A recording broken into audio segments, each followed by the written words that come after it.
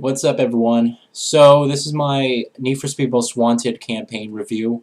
I completed the game yesterday on Sunday, and just found some time today to do the video or the review rather.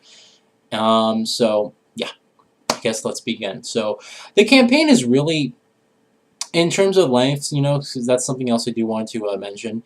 The campaign is really the length of the campaign is determined by how long you play, really.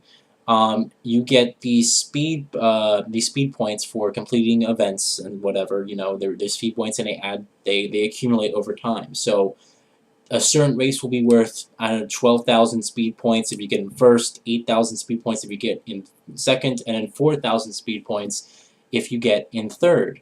And what happens is that you get, when doing these events and races, you get speed points, and they accumulate and they add to the speed point score. And these speed points, the more speed points you have, unlock most wanted events. For example, the most wanted event, you must have 200,000 speed points or whatever. Once you finally hit 200,000 speed points, you will unlock a most wanted event. And what the most wanted events are races that have to do with, like, the main storyline, for instance. I mean, the storyline really, it's a racing game, it's an arcade racer. You're just supposed to have fun. There is no storyline really, except you're just some guy who's trying to be the most wanted, right?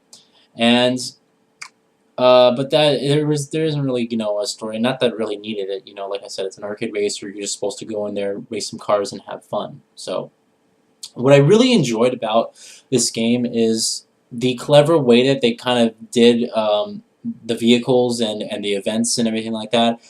It's not like every other game where you compete in races, you get cash, and you spend that cash on other cars. It's not like that. What the game does is it spreads.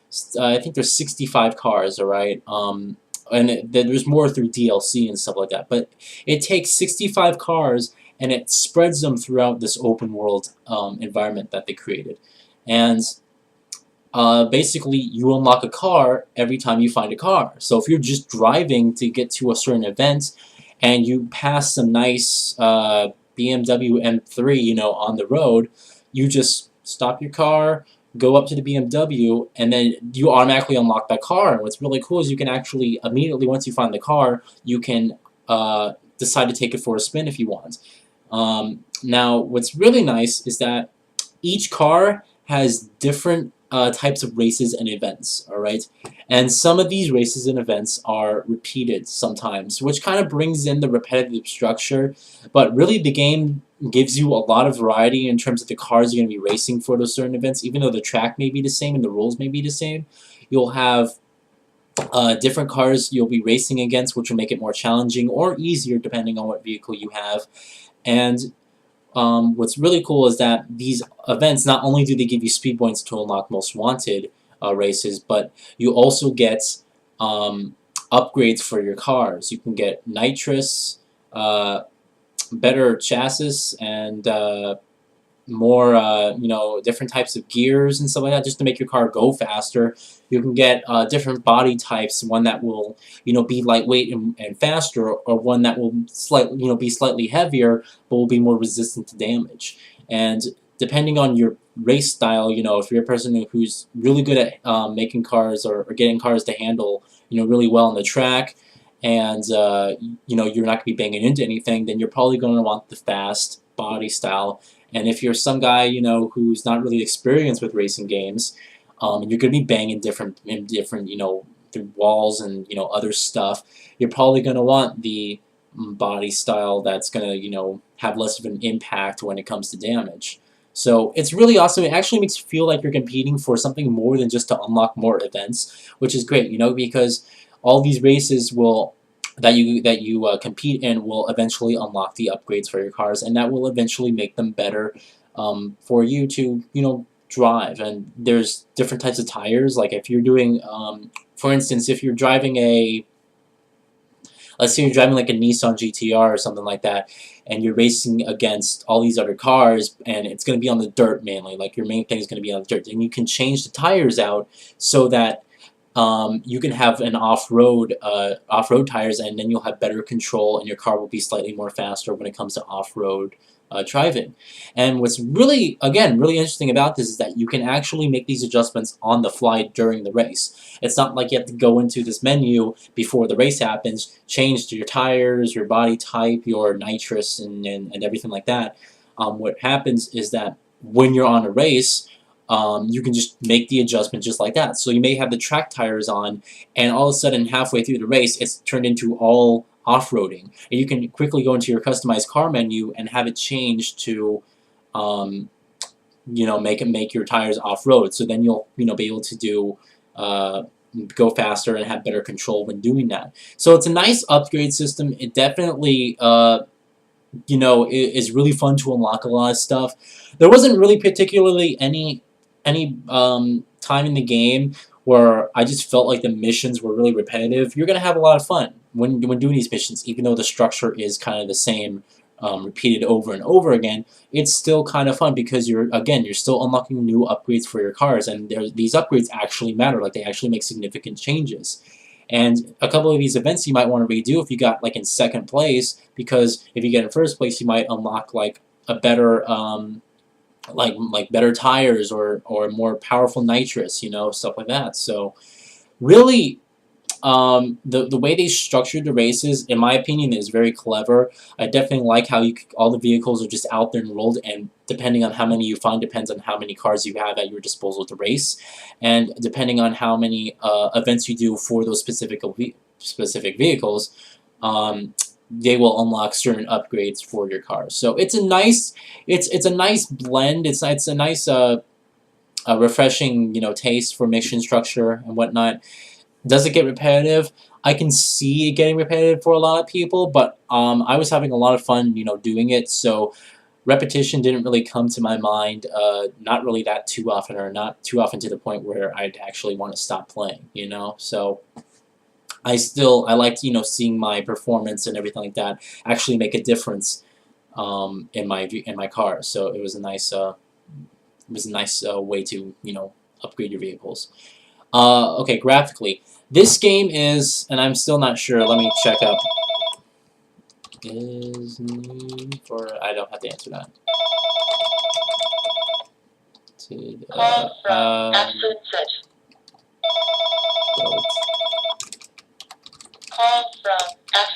Shut up. All right, hold on.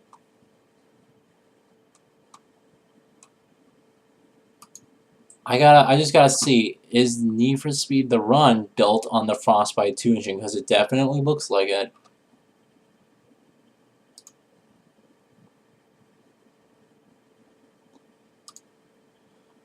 Hold on. See upcoming title. Okay, so yes, Need for Speed Most Wanted was powered by the Frostbite 2 engine. And it shows, it definitely shows. The graphics are really, really nice. We're talking like really, really impressive detail, not only on the cars themselves, because remember, the cars have damage and everything like that, and the damage is done really well. Like, glass and stuff will break. Maybe your bumper will be falling off. You have your trunk that will remain open if you crash too hard. So the graphics are done really nice, and I definitely like the way they did the graphical style and everything like that. But what's really awesome is the detail in the environments. When you're racing with people, in dirt, you have these dynamic fog effects, which blind you from driving, but also they're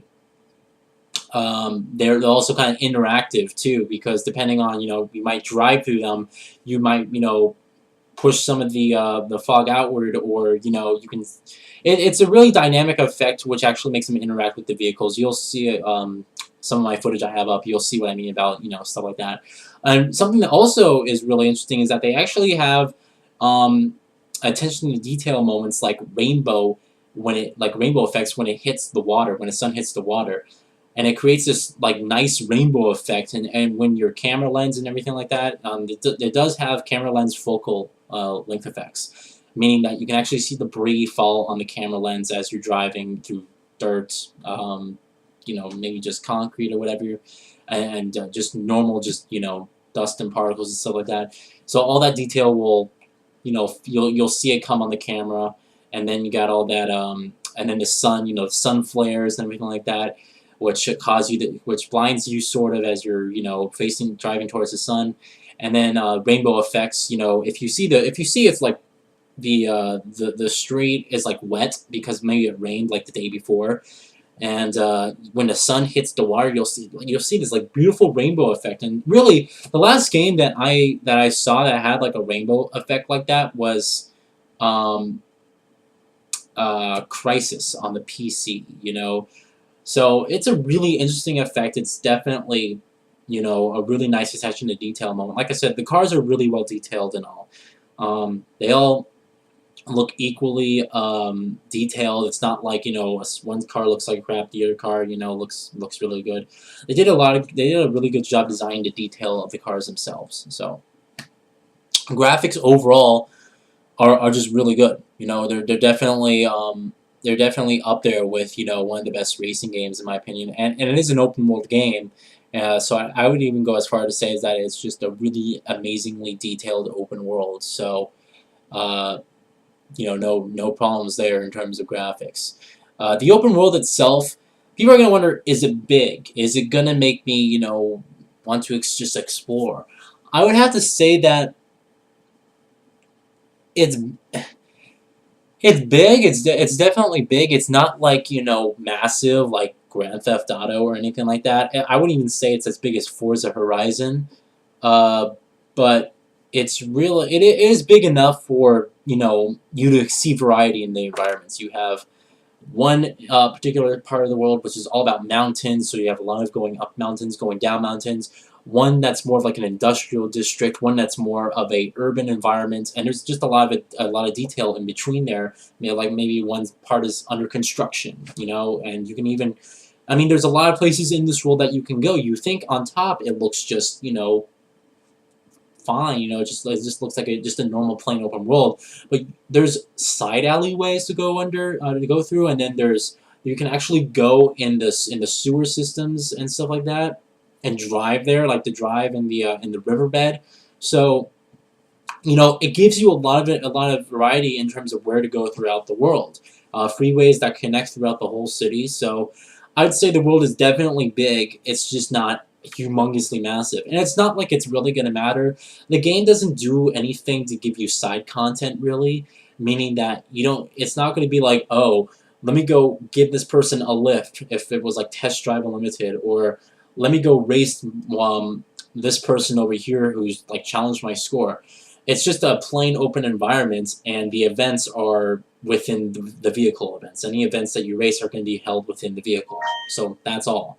So, but the way the cars handle, I think that's really important too. It's an arcade racer, and the cars handle, like an arcade racer. However, it's a little bit tweaked. They put weight on the vehicles so that they don't feel like just paper. So they're definitely easier, or definitely add that challenge to control. It's not like if you want to make a 90-degree turn, you're not going to make it at 60 miles an hour. You're going to have to drift, and the weight will actually carry the vehicle forward to a certain length, depending on how fast you're going. So the vehicles handle nice. Like once you actually get a grasp on it, the vehicles really handle nice. I would say that it's not Need for Speed Hot Pursuit where it's kind of like lightweight and you can drift for, miles and it just goes on and on and on. They definitely have weight to them. It's just not as arcadey as Need for Speed Hot Pursuit. It kind of has its own feel to it almost, but it definitely feels nice, and it's not challenging for any particular vehicle. It's just that you can tell the difference between driving a Porsche and a Bugatti. You can definitely tell the difference. So that is that. The overall vehicle selection again is really good too. You got a lot of fast super sports cars, Lamborghinis, Aston Martins. I've never seen a Ferrari in there. Now that I thought about it, I've never seen a Ferrari in there, unless I'm mistaken. But I just don't remember a Ferrari. I remember Lamborghinis, Bugattis, Aston Martins, Porsche, Maseratis, and there's also concept cars in there too. and other cars from that you maybe may or may not have heard of, stuff like that. So they give you a good variety. But they also have not only sports cars, but they have SUVs and trucks overall. Like there's a Land Rover Evoque. There's also the Ford F-150. So you get variety there. Trucks, and then super sports cars, and then like the concept cars, that you've like never heard of. So, but those are in there. All right. So I think I got everything really. Yeah, I think everything's pretty much been covered. So overall, I mean, I had a lot of fun with Need for Speed Most Wanted. It's definitely a really nice quality game. Criterion did a really amazing job. I wish there was more to do in the world other than just do the main events or the main races that are within the vehicles.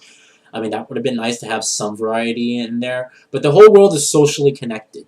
Like, the game tracks your speed, it tracks your jumps, the length of your jumps, how many speed points you have, how fast you completed this event, what place you came in, how many times or what's your favorite car, stuff like that. It all tracks it together, and it compares them with your friends. So you may pass through a specific checkpoint at 160 miles an hour, then your friend passes through it at 170, and all of a sudden you'll see that stat like, oh, your friend passed through this checkpoint faster than you did.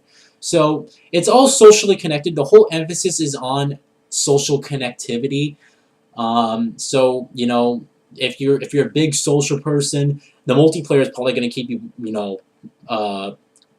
pumped and busy for a while. But the campaign itself, if you're just a campaign person, you'll still be able to compete with your friends within the campaign just by yourself. So that is it. All right, I had a lot of fun with this game. It was definitely a great experience, and it was nice handling for vehicles and stuff like that. Just it's a really nice quality game. I definitely think you should try it out. So I'm going to give it. I kind of wish it was longer too. I mean, I kind of completed it in. Let me look up on Raptor, because, I mean, you think of an open world racing game, you kind of think of it like, oh, long game, but it's not as long as it may seem. Let me, I gotta scroll through this for a sec, hold on. I apologize, hold on, let me go to my profile.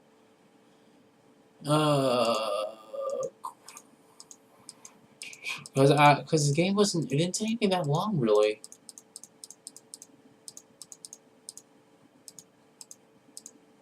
Yeah, I was kind of surprised. Alright, are you just not gonna give it to me? Wait, give me my time, you prick. Give me my time. Alright, 1, 2, 3, 4, 5. Alright, for some reason it's not on here. I have no idea why. So I apologize, but I mean, I would have to guess it took me at the most 15 hours at the most, to complete your event. But again, it's judged by how long you want to play. Do you want to complete all the races for all the cars that you found? Do you want to just upgrade your favorite cars and then just go back to the most wanted events? It's up to you, So depending on how long you want to play, depends on the length of the campaign. It's just until you beat that last race, the most wanted event, until you beat the last most wanted event, that's the end of the game. And it's not particularly hard to get up there and unlock the first most wanted event, but yeah, that's my review. I'd give it a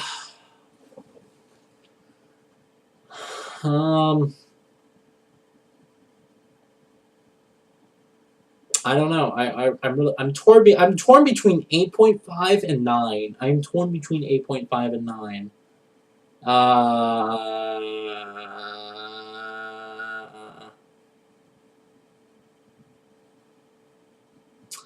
I'll give it an 8.5. Maybe a 9, maybe. But I think an 8.5 is more. I feel a little bit more confident about that score. So. It's definitely a good game. Try it out if you like racing games. Definitely a great game for you. If you or more into the realism thing, I don't know why you're watching this review for Need for Speed. If you want realism, why are you watching Need for Speed review? I mean, come on. So that's it. 8.5.